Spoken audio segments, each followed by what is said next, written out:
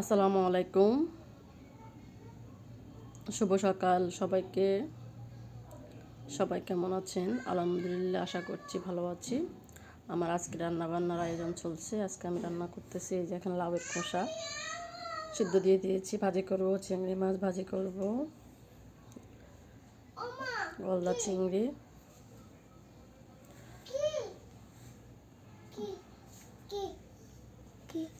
তারপর আমি এখান দিয়ে চা বানিয়ে নিচ্ছি। এখান দিয়ে আমি দেখেন ধনিয়া তরকারিতে ধনিয়া দেওয়ার জন্য ধনিয়া পাতা কেটে রাখছি। এখন আমি লাউটা রান্না করার জন্য মশলাগুলোকে কষিয়ে নিচ্ছি। আমরা চিংড়ি মাছগুলো বরফে জমে গেছে, তাই একটু ছাড়াইতে কষ্ট হচ্ছে। দেখেন আমার লাউ রান্নার জন্য চিংড়ি মাছ কষানো প্রায় শেষ। এখান দিয়ে আমি এই যে গলদা চিংড়িগুলোকে হলুদ দিয়ে ভালোভাবে মেখে নিচ্ছি। হলুদ মরিচ দিয়ে তেলটা গরম দিয়ে দিয়েছি। এখন আমি গলদা চিংড়িটাকে তেলের ভিতরে দিয়ে দেব। বড় বড় চিংড়ি মাছ এগুলো একদম আপনার বাজারের না, আমাদের খাতিয়ার খালের চিংড়ি মাছ। এগুলোতে কোনো কেমিক্যাল বা কোনো কিছুই নেই। এখন আমি এগুলাকে ভালোভাবে একটু ভেজে নেব, একদম ভাজা ভাজা মচমচে করে নেব।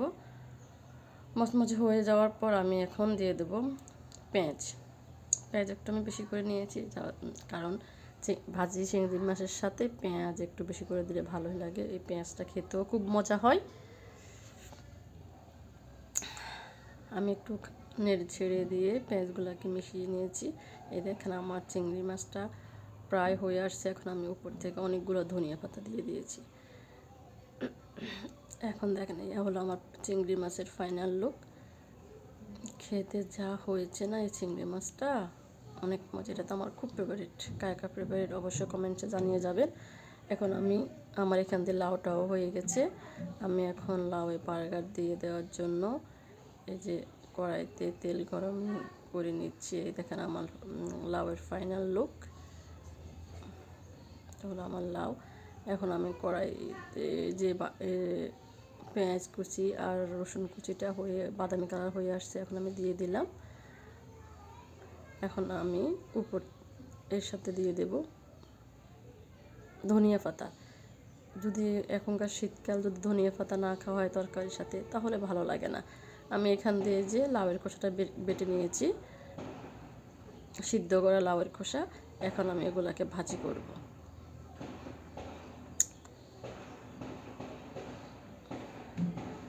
এটা হলো আমার লাউয়ের খোসা। কে কেমনভাবে খান লাউয়ের খোসাটা? আমার লাউয়ের খোসাটা ভাজি করে খেতে বেশি ভালো লাগে, সিদ্ধ করে। এখানে আমি যে আবার এগুলাকে একটু ধনিয়া পাতা দিয়ে নেড়ে ছেড়ে দিয়েছি লাউটাকে। এখন আমি লাউটাকে নামিয়ে নেওয়ার পালা হয়েছে। আমি এখন লাউটাকে নামিয়ে নেব। এ হলো আমার লাউটা ফাইনাল লুক। আমার লাউটা কেমন হলো আজকের রান্না অবশ্যই কমেন্টসে জানাবেন। লাউ চিংড়ি আমার তো খুবই খুবই ভালো লাগে। এই দেখেন এখান দিয়ে আমি ভর্তাটা ভাজি করার জন্য তেল দিয়ে দিলাম। তেলের সাথে পেঁয়াজ কুচি, হালকা একটু রসুন বাটা, জিরা বাটা, আদা বাটা দিয়ে দিলাম। আমি এগুলো এখন দিয়ে দেব। লবণ দিয়ে দিয়েছি। আপনি এই লাউয়ের খোসাটার সাথে যদি একটু তেল কম হয় না, তাহলে আর খেতে ভালো লাগবে না, তখন রুটা একেবারে বাজে হবে। আর যদি আপনি তেলটা দেন মোটামুটি, দেখবেন এটা খেতে যা অসাধারণ হয় না। আমার আজকের লাউয়ের খোসাটা ঝাস মজা হয়েছে। লবণটা দিয়ে দিলাম। সিদ্ধ করার সময় হালকা একটু লবণ দিয়েছি। দেখেন আমার লাউয়ের খোসাটাও প্রায় হয়ে আসছে, ভর্তাটা হয়ে আসছে।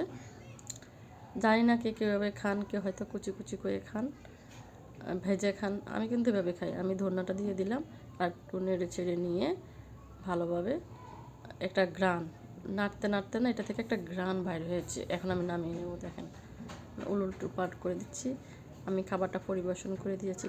দুপুরে খাবারের জন্য দেখেন লাউ চিংড়ি, লাউ খোসার ভর্তা আর হলো চিংড়ি মাছ ভাজি।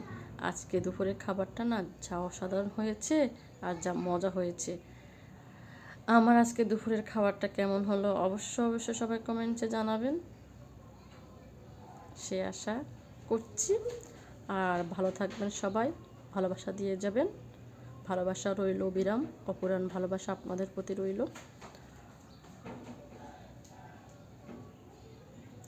আজকে এই পর্যন্ত। আল্লাহ হাফেজ, ভালো থাকবেন। আসসালামু আলাইকুম।